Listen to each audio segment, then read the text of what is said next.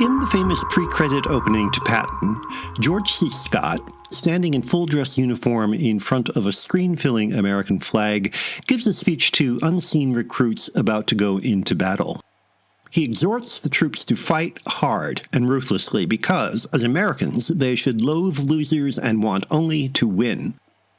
The startling juxtaposition of such strident jingoism with exaggerated stylization arouses contradictory feelings by framing a strutting egotist's contempt for weakness in a sophisticated presentation, putting his complex psychology on display like a specimen under glass.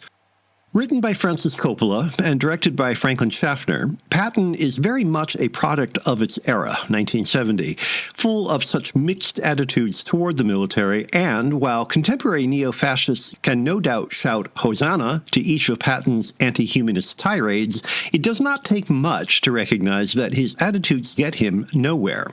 He is a poet, a Don Quixote, a, quote, magnificent anachronism, unquote, in the words of the German intelligence officer charged with dissecting his personality, but also his own worst enemy. To cheer his blood and thunder speeches is to ignore those self-defeating contradictions. It is also to overlook the considerable achievement of Coppola, Schaffner, and Scott in creating such an ambivalent portrait. The actor may have refused his Oscar for his performance, but there can be no question that Scott is Patton the general as well as Patton the movie. Another actor is inconceivable, for Scott does not just dominate every scene, he is the scene.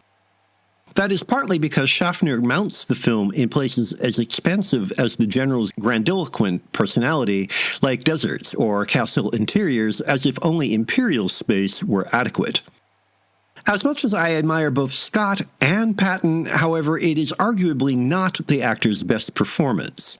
It is just a touch too well suited to Scott's oversized personality.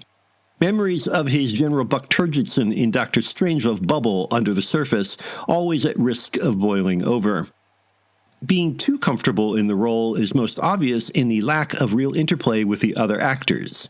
None of them, not even Carl Malden as Omar Bradley, the relatively sympathetic, quote, GI general, unquote, register as much more than sounding boards for Patton. That many of the actors have a slightly used look from too many television appearances does not help. The film's scale and sophistication make it very far from being a TV movie, but anyone who expects Patton's wide canvas to provide the excitement of a war film will also be disappointed because the battle scenes lack the kinesthetic thrills the genre usually provides. The battles are cool, detached, even elegant, particularly the Battle of the Bulge sequences, too handsome not to impress, but lacking any visceral participation. Like that opening speech, the results are fascinating, intelligent, sometimes riveting, but simple only for those who cannot recognize that to worship strength is the greatest weakness of all.